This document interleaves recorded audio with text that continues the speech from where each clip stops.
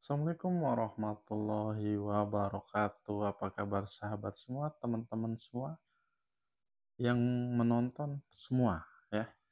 Eh, Semoga dalam keadaan sehat selalu, rezekinya dilancarkan dan setiap urusannya juga dilancarkan. Ya. Amin. Nah, di kesempatan kali ini saya coba akan sharing terkait usaha ya, usaha perkontrakan tentu. Mungkin di sini banyak teman-teman yang bertanya apakah usaha konter itu masih bisa dijadikan sebagai, usaha baru gitu ya, atau saya, harus mempertahankan usaha konter saya bagi yang sudah punya konter ya. Nah, jadi kayak gini teman-teman semua, eee, konter ini saya ibaratkan seperti warung kelontong ya. Jadi di warung kelontong itu ada tersedia kebutuhan sehari-hari seperti beras, minyak goreng, jajan anak-anak, dan sebagainya. Itu kebutuhan sehari-hari ada di sana. Dan kalau kita kaitkan dengan konter pulsa ya, ini juga mirip dengan warung kelontong ya. Tapi tidak bisa disamakan warung kelontong antara konter handphone begitu ya. Karena apa? Ya berbeda yang dijual ya, meskipun marketnya agak sama ke orang tua, eh, anak remaja maksudnya, anak-anak, mirip ya, mirip antara kelontong dan konter pulsa. Kenapa saya bilang mirip? Karena siapa sih yang nggak pakai HP hari ini ya? Jadi semua orang pakai HP, bahkan anak yang umur 1 tahun, 2 tahun, 3 tahun itu menggunakan smartphone ya. Dan smartphone itu pasti harus ada kotanya, harus rusak, nanti pasti rusak dan harus cari aksesorisnya. Nah, buat teman-teman yang ada gambaran ingin membuka usaha konter, dilanjutkan begitu ya. Karena saya pribadi sebagai orang yang bergelut di dunia usaha konter masih optimis bahwa konter ini akan bertahan sangat panjang ke depannya. Karena apa? Seperti yang tadi saya bilang, konter ini dibutuhkan oleh banyak orang ya. Nah, di konter itu sendiri teman-teman ada pulsa, ada paket data, ada HP, ada servis HP, dan ada aksesoris yang lain. Dan ini biasanya dijual di konter ya.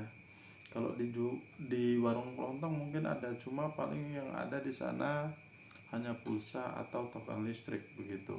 Nah, teman-teman jangan takut kalau mau memulai usaha konter.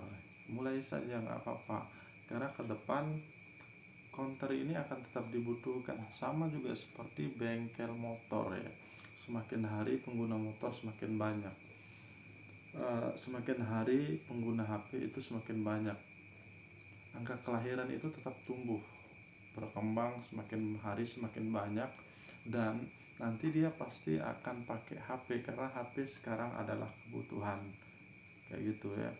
Jadi buat kalian yang masih ragu apakah bisa ini jalan, bisa, saya rasa tergantung teman-teman sih nantinya mau konsisten atau istiqomah begitu ya di usaha konter atau enggak. Tapi kalau teman-teman coba geluti, dalami, ikuti perkembangan dunia perkontrakan itu seperti apa, insya Allah teman-teman nggak akan tertinggal. Karena apapun usaha kita pada dasarnya kalau kita tidak mengikuti perkembangan zaman akan tenggelam dengan sendirinya ya. Nah, buat teman-teman yang suka dengan tantangan ya, coba lakukan ya. Dan jangan lupa juga buat pencapaian-pencapaian nanti. 1 tahun saya harus apa, 2 tahun saya harus apa, 3 tahun dan seterusnya. Itu capaian-capaian itu penting untuk memotivasi diri sendiri, untuk mempunyai target, untuk mempunyai goal ke depan. Jadi kita tahu langkah-langkah apa yang harus kita lakukan ya. Nah, buat teman-teman yang ingin serius di konter, sekali lagi saya ingin katakan mulai saja dulu. Masalah risiko itu sudah pasti, karena apapun yang kita lakukan itu semua punya risiko baik besar atau kecilnya ya. Jadi saya punya teman ini, saya sedikit cerita ya. Eh, dia itu usaha konter mungkin dari saya beranjak SMP kali ya, udah lama artinya. Dan kemarin saya ketemu, dia sudah punya 2 cabang baru ya. Dua cabang baru artinya dia tetap melaju, dia tidak pernah takut, dia mencoba untuk mengembangkan diri dan tidak tenggelam oleh all shop yang ada ya. Karena mungkin tantangan kita di tahun 2019 sampai saat ini mungkin ya, online shop ya, karena apa, harganya lebih murah, terus nggak perlu belanja jauh-jauh atau nggak perlu keluar rumah, barangnya sudah bisa sampai di rumah kita. Tinggal tidur nunggu pesanan kita sampai di rumah ya. Jadi nggak perlu capek, nggak perlu pakai motor. Itu memang kelebihan, cuma ini saya rasa tidak akan bertahan lama, karena kita ketahui juga ada beberapa marketplace yang sudah tutup. Itu artinya counter offline ini ya, atau orang yang belanja offline ini tidak akan pernah bisa mati ya, nggak akan pernah bisa mati.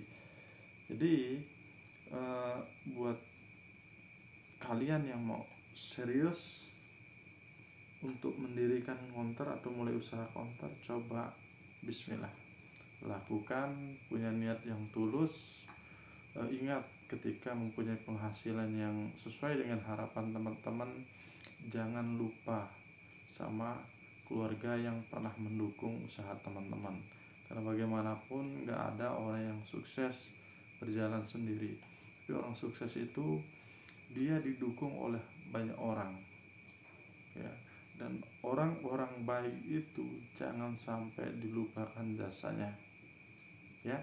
Oke, sekian dulu dari saya sharing-sharingnya, semoga bermanfaat. Kalau video ini dirasa bermanfaat, boleh bantu like, subscribe, ataupun komen.